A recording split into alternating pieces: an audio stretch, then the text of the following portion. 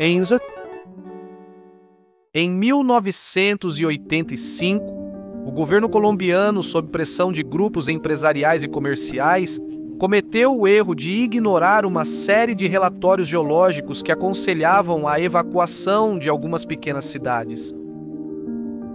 Esse erro levaria à morte de 24 mil pessoas e a uma pequena menina de 13 anos ficar presa entre os escombros. Essa menina, então, suportaria uma brutal e castigante batalha de 60 horas pela sobrevivência que a deixou espiritualmente e fisicamente quebrada. Esta é a história de Omaira Sánchez Garzón.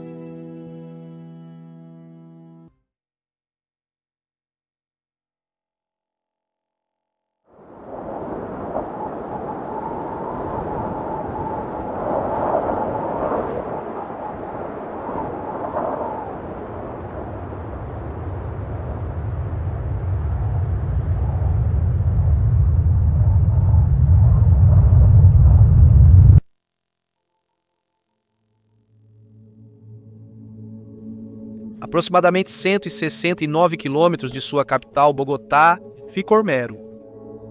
Ormero é uma cidade predominantemente agrícola, responsável por quase 1/5 da produção de arroz da Colômbia e também contribui fortemente para a produção de algodão e café. É muito fácil cultivar plantações em Ormero, graças ao seu solo extremamente fértil. Solo que é fértil porque está localizado próximo à base de um vulcão.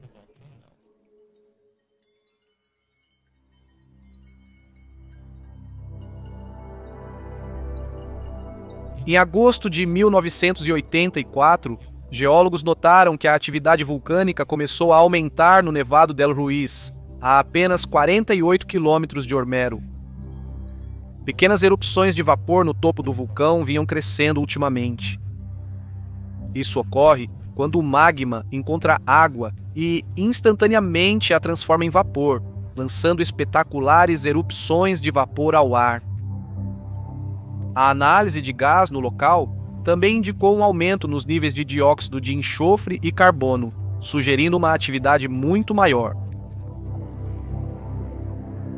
Os cientistas prepararam um relatório para o governo que dizia que uma erupção era iminente, pois a pressão estava aumentando rapidamente dentro da câmara de magma do vulcão, o que eventualmente causaria uma grande erupção que, por sua vez, causaria danos massivos às cidades e vilas circundantes.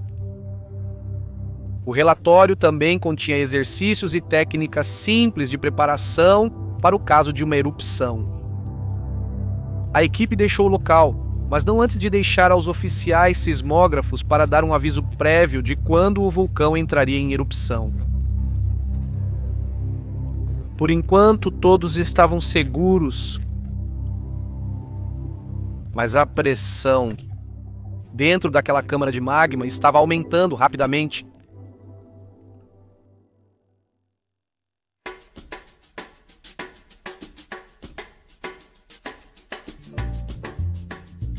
Na década de 1980, a Colômbia se tornou parte da cultura pop americana e das notícias internacionais, em grande parte graças a uma pessoa, Pablo Escobar. Durante a década de 1970, Escobar converteu uma pequena operação de tráfico de drogas em uma que gerava cerca de 188 milhões de dólares diariamente.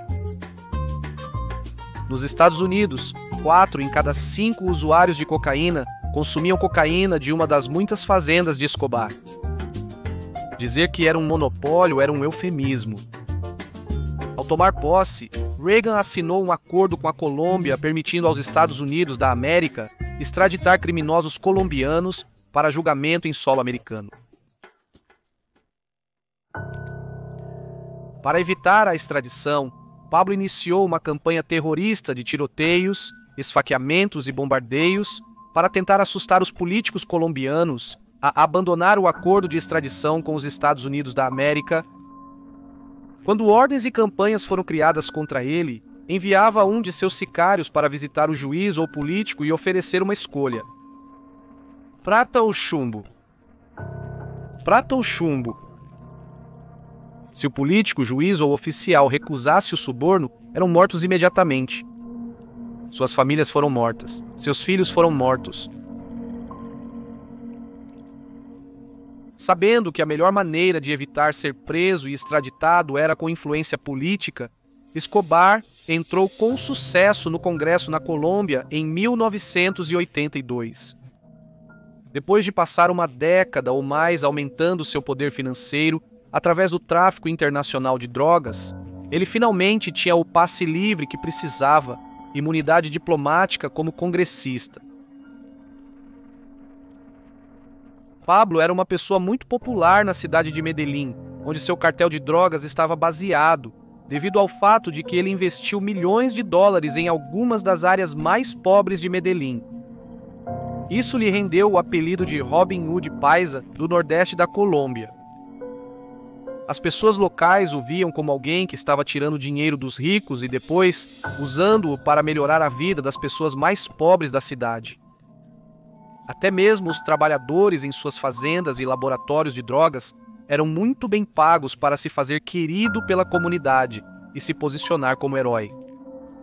Ele usava as coisas filantrópicas que fazia como um método de controlar a opinião pública sobre si mesmo e, na maioria das vezes, funcionava muito bem. As pessoas estavam menos preocupadas com como ele ganhava dinheiro, pois usava isso para melhorar suas vidas. A maré começou a virar quando Pablo iniciou campanhas públicas de bombardeio contra o governo e o judiciário, que também matavam muitas pessoas inocentes ao mesmo tempo, às vezes até crianças. Por razões bastante óbvias, o governo colombiano não queria que Escobar tivesse poder, e passou a maior parte da próxima década fazendo o que podia para removê-lo do poder. O governo colombiano estava focado como um laser em uma coisa durante esse período: Pablo Escobar. Por volta de setembro de 1985, terremotos e erupções de vapor começaram a causar problemas para as cidades e vilas ao redor de Navarro del Ruiz.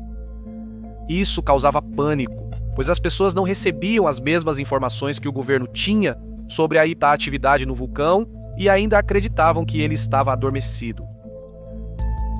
Em outubro, funcionários locais criaram um mapa de risco da área, mostrando as regiões afetadas e como seriam impactadas. O mapa mostrava que as cidades vizinhas, Murilo, Santa Isabel, Líbano, estavam em perigo devido à queda de cinzas e rochas, enquanto Mariqueta, Chinchina e Ormero estavam ameaçadas por algo que frequentemente causava grande perda de vidas em erupções vulcânicas. Quando um vulcão entra em erupção, a maioria das pessoas tende a pensar em cinzas e lava como as ameaças de um vulcão, mas as erupções vulcânicas são mais do que apenas cinzas e lava. São perigosas coleções de magma, gás, água e rocha vulcânica. Algumas erupções devastam a região próxima com uma nuvem quente de cinzas e rochas que percorre velozmente o solo, como ocorreu no Monte St. Helens. Outras liberam lava. Mas o maior risco à vida em erupções vulcânicas vem na realidade dos lahares. Lahares são um deslizamento de lama composto por água, rochas vulcânicas e cinzas, que se movem rapidamente. Os lahares podem descer a lateral de um vulcão a velocidades de até 120 milhas por hora. Esses deslizamentos de lama espessos e rápidos já contêm grandes rochas vulcânicas, variando do tamanho de uma bola de tênis até o de um carro. Mas ao longo do caminho, Eles acumulam detritos, destruindo paisagens, florestas e edifícios, sendo muito mais destrutivos e mortais que uma inundação comum. O caminho dos lahares pode ser previsto razoavelmente bem, no entanto, com base na topografia da área circundante, e assim, apesar de serem ocorrências muito violentas, você pode se preparar para eles se houver tempo suficiente antes da erupção. Também é previsível quando os lahares se formarão. Eles tendem a se formar após longos ou pesados períodos de chuva ou quando há um corpo de água próximo ao próprio vulcão. Vulcões que são altos também tendem a ter gelo glacial no topo durante o inverno, que é aquecido e derretido pela erupção e se torna lahar.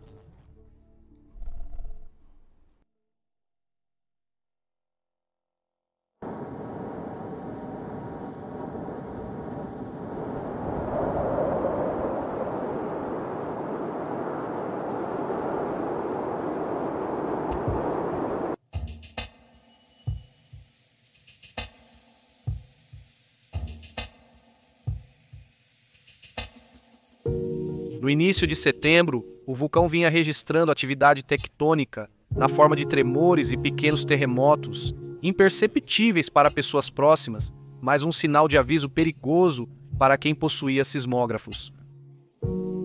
Os geólogos que detectaram a atividade vulcânica deixaram sismógrafos com os oficiais. O problema era que ninguém sabia como operá-los, e eles não pensaram em perguntar a alguém que soubesse. Um mês antes, os oficiais haviam criado um mapa de riscos que deveria ser distribuído entre todas as cidades afetadas para alertar as pessoas sobre o perigo. O Instituto Colombiano de Mineração e Geologia havia alertado repetidamente sobre os perigos e que a evacuação era necessária, devido ao alto risco de lahars por causa do gelo glacial no topo do vulcão, que provavelmente causaria danos massivos e perda de vidas.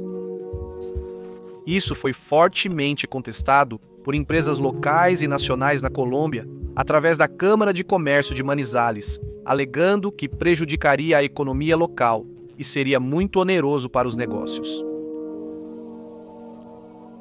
Eles também argumentaram que não havia perigo de erupção e que o Ingelminas estava exagerando, essencialmente rotulando isso como uma farsa. Isso atrasou a produção do mapa de riscos, pois interesses comerciais tentaram desencorajar as pessoas a agir. Versões do mapa foram distribuídas para jornais locais para impressão, mas faltavam informações cruciais que identificavam quais perigos afetariam quais cidades, levando as pessoas a acreditar que sua cidade era segura para ficar, pois não estava marcada no caminho de um lahar. Era difícil dizer onde estavam os lahars, pois o mapa não os rotulava claramente nem seu caminho. O mapa também sugeria que o perigo eram os fluxos piroclásticos, não os lahars. O mapa era codificado por cores, mas o uso de verde para significar áreas fora da área inicial de explosão deu erroneamente a impressão de que os lugares na zona verde estavam seguros, quando, na verdade, todos os locais listados no mapa seriam afetados. As áreas verdes eram somente as que não seriam impactadas pela explosão inicial. A questão de por que mapas mal feitos e confusos, que davam a impressão de menos perigo, foram distribuídos nunca realmente foi questionada. No entanto, teve o efeito de dar às pessoas uma falsa sensação de segurança. E em vez de se prepararem para sair, elas continuaram com sua vida diária, fazendo compras, indo para o trabalho e mantendo a economia local em movimento e enchendo as contas bancárias das empresas. O Congresso colombiano também criticou os cientistas e os acusou de alarmismo. Eles não acreditavam na erupção do vulcão, pois haviam se passado 69 anos desde a última, que também foi relativamente leve. Cientistas, geólogos e vulcanologistas estavam todos dando alertas sobre o aumento da atividade e implorando ao governo para evacuar a área, mas os relatórios repetidos e estudos publicados pareciam cair em ouvidos surdos de um governo cuja atenção estava focada em outro lugar.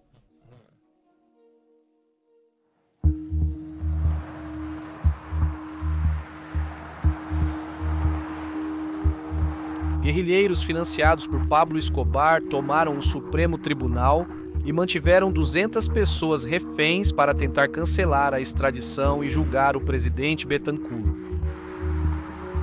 O incidente resultou em ação militar contra o próprio Supremo Tribunal para tentar retomar o prédio.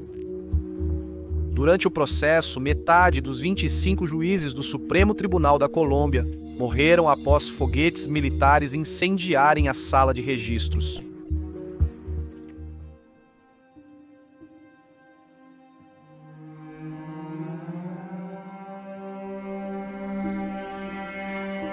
Às 3 da tarde, Nevado del Ruiz começou a entrar em erupção.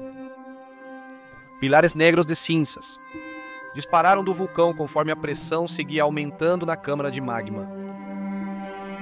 O diretor local de defesa civil, alerta para iminente erupção, contatou o Índio Minas, que declarou uma ordem de evacuação. Então, entre 5 e 7 da tarde, a cinza parou de cair. E os oficiais locais novamente disseram às pessoas para ficarem calmas e voltarem para suas casas. Às 19 horas, os oficiais da cidade contataram a Cruz Vermelha para aconselhamento. A Cruz Vermelha orientou a evacuação imediata da cidade, fornecendo dicas sobre a melhor forma de realizar o processo.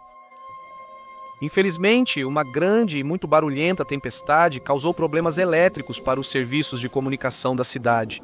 Então, este conselho nunca foi recebido.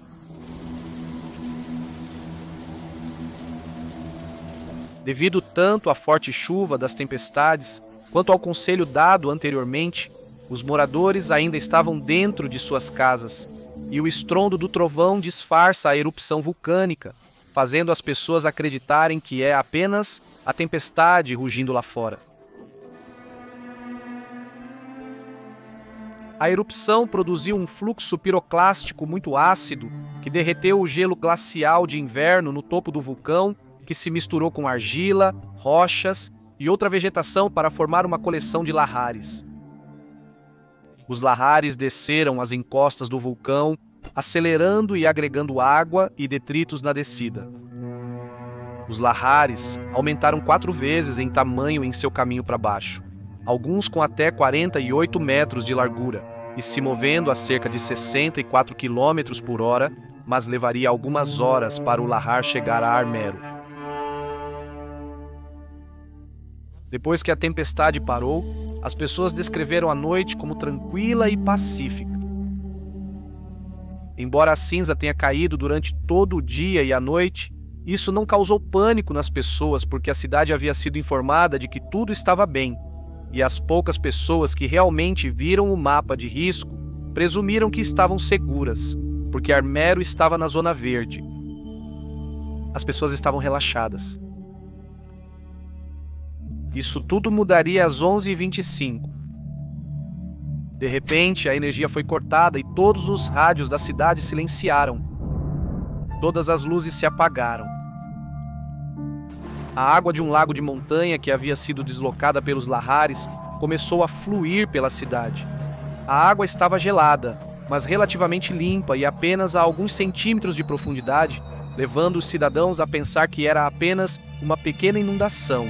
Então eles tentaram proteger seus pertences e propriedades do que pensavam que seria apenas danos causados pela água. Quando parou apenas alguns minutos depois de começar, os residentes começaram a limpar, sem qualquer ideia do que estava por vir.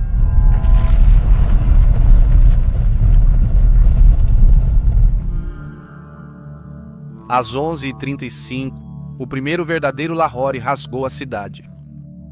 Um rio furioso de lama, argila, rochas vulcânicas do tamanho de bolas de basquete e árvores, com 100 pés de profundidade e 30 milhas por hora, dizimou 85% da cidade em poucos minutos.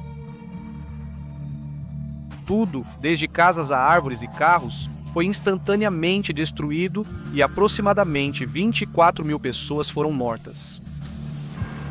A velocidade e profundidade da lei tornaram impossível nadar nela, com muitas pessoas sendo afogadas em sua corrente poderosa. Aqueles que sobreviveram à corrente foram esmagados até a morte por gigantes pedaços de destroços e rochas vulcânicas. Foi devastador. O segundo lahar atingiu logo depois. Mais lento que o primeiro, mas por ser mais lento não tinha energia para mover grandes rochas e detritos do primeiro lahar. Então o risco de ser esmagado era muito menor. Não era tão profundo quanto o primeiro, mas os enormes detritos deixados pelo primeiro lahar continham rochas pontiagudas, galhos, pedaços de vidro e outros objetos afiados pela destruição inicial. Todos esses detritos afiados causaram lacerações em massa nas pessoas pegas na segunda onda. Para agravar o problema, a segunda onda continha mais lama e sujeira, que entraram nos cortes criados pelas rochas pontiagudas, dando infecções aos sobreviventes. A segunda Lahore também era muito mais espessa que a primeira devido ao seu alto conteúdo de lama e argila e continha pressão suficiente para causar asfixia traumática se você tivesse o azar de ser pego dentro dela.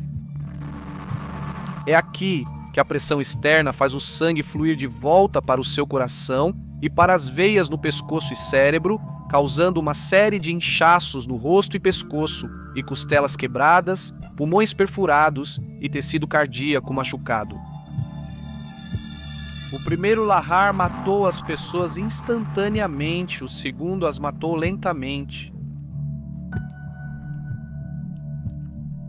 O terceiro e último lahar trouxe mais lama, e foi um pouco mais lento que os dois anteriores, depositando eventualmente a maior parte de sua lama, argila e detritos em cima da cidade, cobrindo totalmente a vasta maioria dela e tornando-a uma terra inabitável de depósitos de lama perigosos. Os ataques de Lahar duraram 2 horas no total, literalmente engolindo a cidade inteira em depósitos profundos e espessos de lama e argila, e matando 24 mil homens, mulheres e crianças de maneiras verdadeiramente horríveis. Quando os socorristas chegaram nos dias seguintes, eles ficaram horrorizados com o que viram.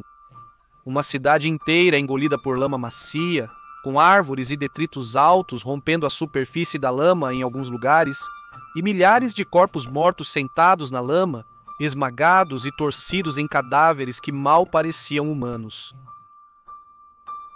Os trabalhadores relataram um cheiro muito intenso e forte de vegetais e madeira apodrecendo.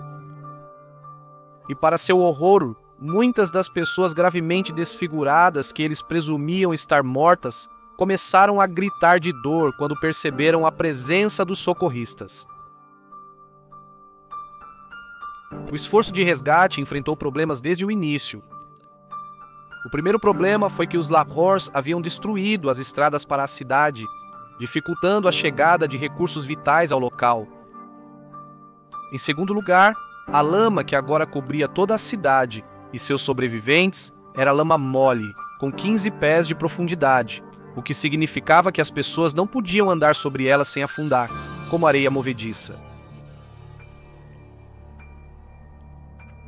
Foram necessárias 12 horas para encontrar formas seguras de resgatar os sobreviventes.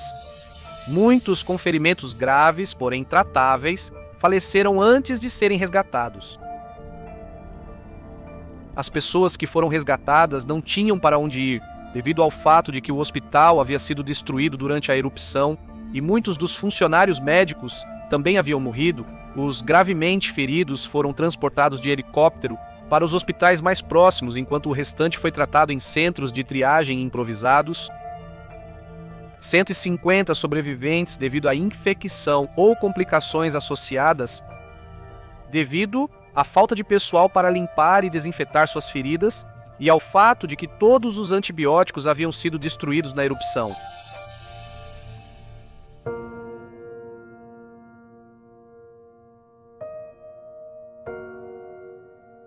À medida que os esforços de resgate começaram e as pessoas começaram a vasculhar os escombros, corpos estavam espalhados pelo chão. Muitas pessoas foram mortas. As pessoas no local descreveram ouvir nada além de uma cacofonia de ruídos, pessoas pedindo ajuda e muitas mais gritando de dor. Em meio aos corpos e sobreviventes gravemente feridos, eles viram uma mão erguida sob escombros de concreto e telhas. Nas próximas horas, eles removeram os escombros soltos e o concreto que cercavam para revelar uma pequena menina de 13 anos, sentada no meio de uma poça de água lamacenta, apenas quebrando a superfície. Ela tinha cabelos curtos e encaracolados e olhos brilhantes, cheios de esperança após ser encontrada. Eles tentaram levantá-la da poça, momento em que Humaira disse aos socorristas que não podia ser retirada da poça de água pútrida, porque, quando sua casa desabou, a moldura de pedra da porta desabou sobre suas pernas, prendendo-as em uma espécie de posição de oração por baixo e impedindo que ela fosse movida. Humaira estava positiva e radiante quando foi encontrada pela primeira vez. Ela aceitou ser entrevistada por Germán Santamaria Barragán, jornalista que também auxiliava no resgate e conversava com os trabalhadores ao redor enquanto buscavam uma forma de ajudá-la. Enquanto avaliavam a situação, mergulhadores entraram na água para tentar entender melhor a situação e disseram que, ao colocar as mãos profundamente na água, tocaram em cadáveres. Neste momento, Humaira respondeu: "Sim, senhor, sinto como se estivesse pisando em carne." Toda vez que tentavam tirar Humaira do buraco, a água subia mais ao redor dela, e ela tinha medo de que, se continuassem tentando, ela se afogaria antes que conseguissem tirá-la.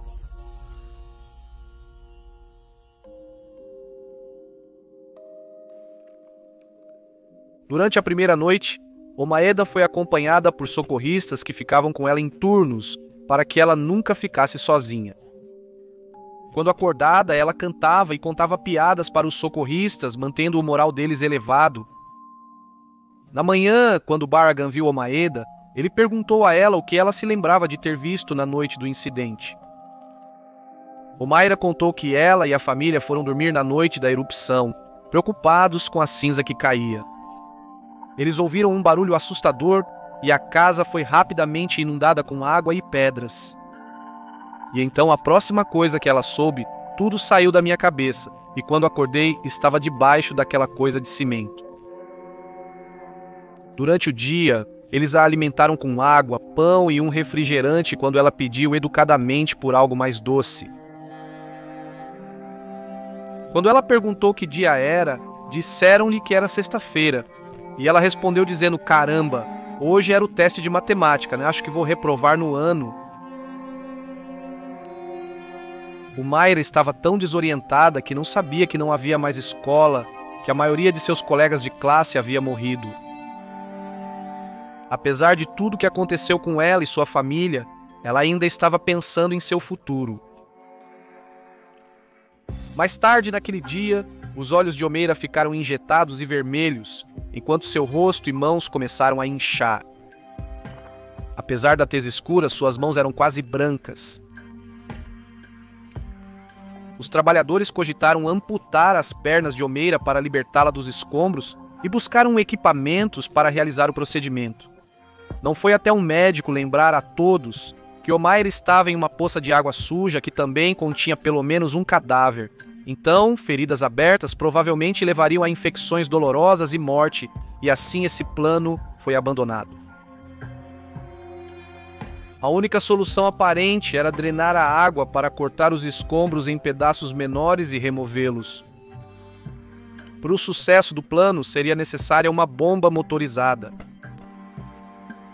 Um coordenador de resgate contatou o governo e pediu que a bomba fosse trazida de uma cidade próxima não afetada. Quando o sol estava no seu ponto mais alto, às 3 da tarde, e o calor estava intenso, muitas pessoas se refugiaram dele após construir uma sombra improvisada para Humaira. Mas Humaira não podia correr para dentro das tendas como as outras pessoas podiam, e o calor, mesmo sob a sombra, era intenso. Nesse período, repórteres estrangeiros chegaram para cobrir as notícias para o público de televisão de seus países, e Humaira Levantou seu rosto cansado para olhá-los. Seus olhos estavam muito vermelhos, mas sem lágrimas. Ela não implorou. Ela ainda não estava derrotada, mas seus lábios tremiam levemente.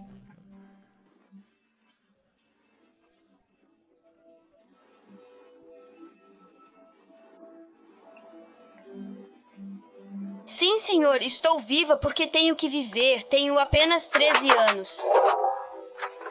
Anos de idade, vou morrer e não vou conseguir viver. Não quer, você vai ficar preso. Não, eu não quero ser preso, eu quero sair. Quando eu saio, eles me levam com a câmera. Eu quero sair, eu quero sair. Ela não sentia mais dor nas pernas e disse muito baixinho: "Sinto frio", com um olhar distante no rosto. Ela então perdeu a consciência por um curto período de tempo. À noite, ao acordar novamente, os socorristas lhe deram água e comida, mas notaram uma mudança em seu comportamento. Ela começou a falar sem sentido sobre não conseguir nadar e preocupada que iria se afogar. Antes de afirmar que não sabia onde sua mãe estava em Bogotá, mas seu pai trabalhava na colheita de arroz. Ela não parecia estar focada em ninguém em particular ao falar, quase como se estivesse falando com um fantasma entre os socorristas. Ela inclinou a cabeça em direção à água suja, dizendo que estava com sede e tentou beber, até que os trabalhadores a impediram e lhe deram um pouco de água limpa. Ela começava a delirar visivelmente. Novamente, ela desmaiou por um curto período, só acordou quando um helicóptero passou voando por cima. Os socorristas esperavam que ele contivesse a bomba d'água que seria necessária para salvar a vida de Omira, mas não era a bomba motorizada. Em um momento de clareza, Omaeda acordou e disse às pessoas: "Vão descansar e depois me tirem daqui novamente." Mesmo em meio a um grande sofrimento, ela ainda se preocupava com a saúde daqueles que tentavam resgatá-la.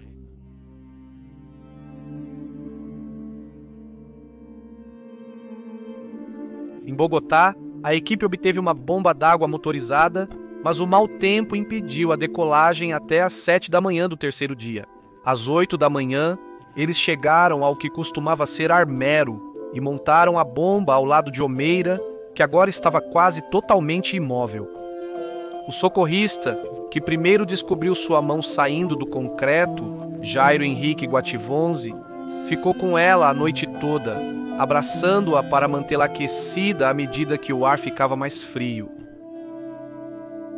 Ele contou que, enquanto a abraçava, Omaira cantou suavemente em seu ouvido a noite toda. Às 3 da manhã, ela disse a ele que o Senhor já estava esperando por ela. Às 9 da manhã, ela se tornou muito sem vida, mal se movendo e não falando nada. A bomba era lenta e barulhenta e parecia trazer Omaira de volta à vida novamente. Mamãe, se você me ouve...